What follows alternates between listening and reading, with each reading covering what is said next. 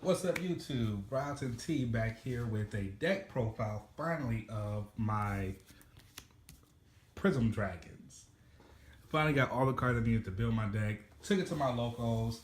I'm actually pretty good with it. The first time I played with it, I took third. Was not the greatest accomplishment, but you know, for a new deck, it was pretty good. The next week I did get the second, so I was like, okay, cool. The first next week. No, Only Assassin totally destroyed this deck. Like, murdered this deck. Only Assassin right now, in my opinion, is one of the better decks out right now. But without further ado, let's go ahead and get into it. So, of course, my buddy is Athora. We'll put top two cards of your deck into this card, so and pay 3 gauge. Then this card is when you're centered, the card cannot be destroyed by card effects, and you cannot be dealt damage by card effects, which means penetrate. Of course, I have my this flag.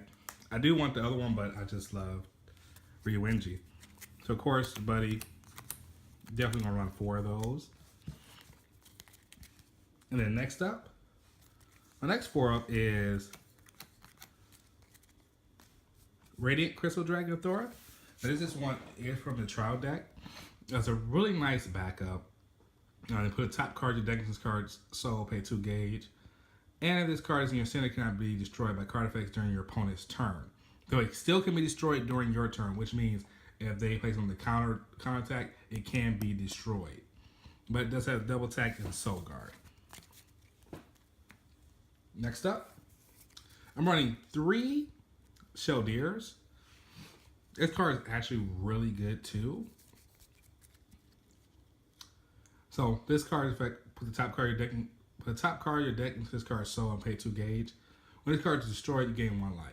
It doesn't have soul guard, and each time it's destroyed, you do gain a life. And when this card attacks, you have 7 life or more. Destroy a monster in your opponent's field. So that double attack, that means you're destroying 2 cards. Which a lot of people don't realize that, and they try to keep them on the field. Next up, I am running 3 just regular vanillas. Many Crystal Dragons. It's really good, especially if you just haven't drawn to any of your gauge cards and you need to play something, or you don't want to use your gauge up because you want to use it for defense. The 7-2-10 is really beefy. Yes, it still can be destroyed. Yes, it can be dealt penetrate, but with 10,000 defense, it's really hard to get over without link attack. So that's why I play it. Next up, I only run 2 Candy Crystal Dragons. It's a size 1, 3-2-1. Put a top card of your deck in card soul, pay 1 gauge. There's a monster in your center, so it really doesn't matter what monster, as long as the monster in the center. Reduce this level by 1. So it becomes a size 0. And then also, monsters in your center get +1/+1. So this card is just makes cards beefy. I thought about adding it to maybe 3, but right now 2 has been working fairly good.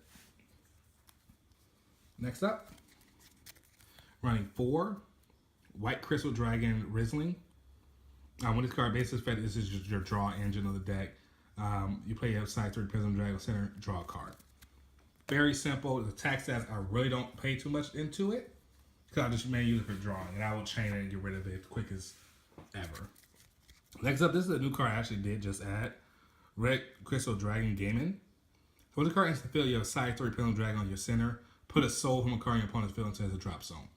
So again, it's really good against like Jaeger decks, any deck, legend decks, even against Sun Dragons who have soul, because it just gets rid of them.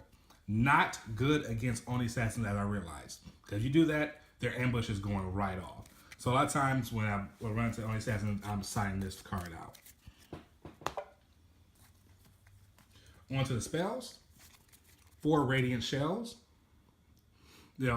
If you have Prism Dragon on your monster in your center and is being attacked, pay 1 gauge. Nullify attack, deal 1 damage to your opponent. To me, one of the best cards out there right now. One of them. 4 Prism Dragons. Next up, running 4 enhancements. Enhancements effect, put a top card of your deck into your gauge, and there's a size 3 Prism Dragon monster in your center, draw a card.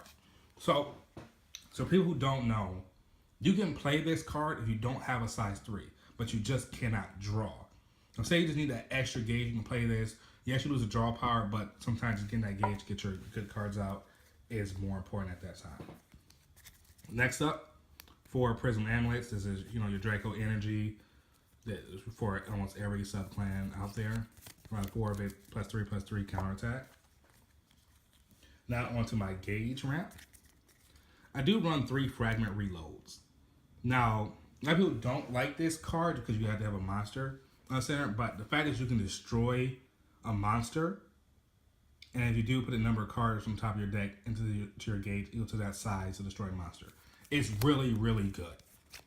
Especially cards that can be destroyed, not really good in the mirror matchup, but, you know, pop a card and then get gauge off it is really phenomenal. Next up, I'm running 3 Visible Lights. Put the top 2 cards of your deck into your gauge, and then you have 8 life or more, you put the top. So basically, you get 3 gauge just from this one card, or 2, as long as you keep track of your life. And I do run 3 Prism Eyes in my main deck. Prism Eyes effect, you know, cast card, the Prism Dragon in your center, pay a gauge, and it's a counter. Destroy a monster on your opponent's field with power equal to or lower than the defense or monster on your center. So again, it's really good with Mimic Crystal Dragon because it's 10, so I can really blow up almost any monster on the field. If I'm playing against a deck that's, you know, high defense or even mirror matches, I do side this out a lot. Next up, I'm running only 3 Crystal Spikes, and I found 4 to be very, very cloggy, especially when you have one on the field and a lot of cards are not returning back hand, get rid of it. It became way too cloggy for me. So it's a 0/0/4. Ability Prism Dragon in the center cannot be nullified, and they get +2/+2. And this ability can be nullified. And at the end of the battle, that Prism Dragon monster in your field is attacked. You have Prism Dragon on your center, deal 1 damage to your opponent. This ability only activates once per turn. And then 3 other impacts. This card is one of the funniest things to play. You know, they're going to the field, they think they're good, and like, okay, I got my turn. And you play it, deal 4, it's game over. You can't come back from it. So the fact is, you only cast a card in your opponent's final phase. If you did not take damage during your opponent's turn, you have a Prism Dragon on your center. Your opponent's life is 4 or less. Pay 2 gauge, deal 4 damage. You cannot revive. So that's it for the main deck. On to my side, I do run 3 Brush Uppers for just decks that can easily get over my monsters, just to be able to bring something back. So you want to cast this card if there's a Prism Dragon on your center. Choose a Prism Dragon on your field during this turn. Next time it will be destroyed, the card remains on the field. Then you have 6 life or more, put a top card of your deck into your gauge. I side 3 of those. Then White Crystal Dragon, again, for cards that can just get over my attack counter during attacking your opponent's turn, pay 1 gauge. You do cause card from your hand, change target to this card. It is a good redirect. I play 2 of those. Dead Copy, for the sense that you do destroy it. You know, if the monster in your center is destroyed, discard card from your hand. Call a monster from your drop zone by paying its call cost. Again, this is why I run Minute Crystal, because say I just don't have the gauge, Dead Copy can just bring it back. And then I side 4 Mystery Settings for cards that can actually get rid of your soul. When this card's and the soul of a monster on the field, it cannot be removed. And then also, whenever a monster attacks it, you get a gauge. So that's the deck that I'm running right now. I'm waiting for Generation Crossing to come out so I can actually take some things out. I know I'm going to take out, you know, this third, put in the new one. Just a lot of changes I want to do. So the deck, to me, runs really well. It's just not quite there yet. But when it is, I swear this deck is going to be really good. That's if I don't switch over to Cosmo Dragons. But that's the end of the deck profile, guys. Don't forget to leave a like, comment, subscribe down below. And peace out.